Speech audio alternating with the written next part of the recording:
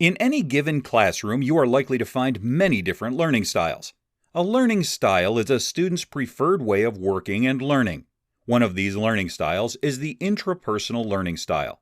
In this learning style, students learn better through self-reflection, independence, and working alone and quietly. There are several different ways you can incorporate intrapersonal activities into your classroom to allow those students time to learn in their preferred style. This lesson will focus on Mrs. Davies, a teacher who has identified several students who prefer an intrapersonal learning environment and how she includes activities in her lessons for those students. Mrs. Davies has several students in her room who she noticed prefer to work alone. Through her observations during class, Mrs. Davies has identified that these students prefer activities that ask them to use an intrapersonal learning style. As she does with all of her students, Mrs. Davies decided to include activities that allow these students to work in their preferred learning style. Journals. One thing that she began including in her classroom was a self-reflection journal. In this journal, students are expected to reflect on what they are learning, how they feel they are doing in school, and other important aspects of their education. By giving students some time to write in their journals throughout the week, Mrs. Davies ensures that her students that prefer intrapersonal work are able to exercise that skill.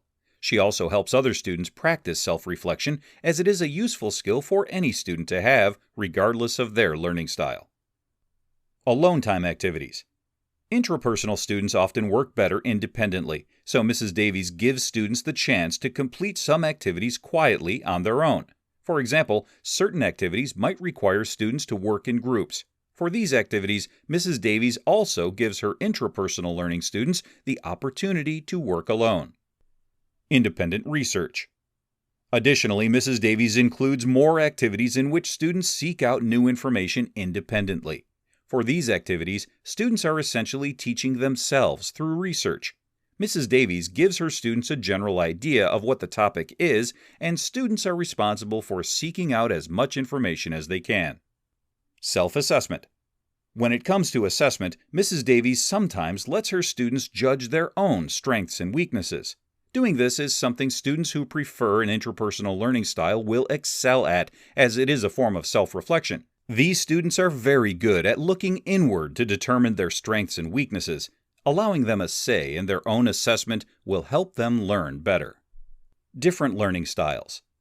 These kinds of activities help her intrapersonal students explore their preferred learning style and practice working independently.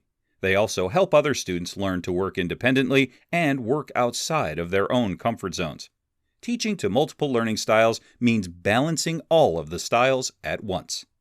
Mrs. Davies also includes activities that she knows will push her intrapersonal students out of their comfort zone. While it is important to help your students learn in their preferred way, it is also necessary that they practice learning in other ways as well. For example, Mrs. Davies sometimes forces all students to work in groups to complete an activity. This gives her intrapersonal students the chance to practice working with other people, an essential skill that they will need. An intrapersonal learning style is one in which students excel at activities which allow them to self-reflect and work independently. By including journals, alone time activities, independent research, self-assessment, and different learning styles, you can help your students who prefer the intrapersonal learning style to succeed. However, it is important to remember that students also need to be pushed out of their comfort zone. Striking a balance among all of the learning styles in your classroom is the key to helping all of your students succeed.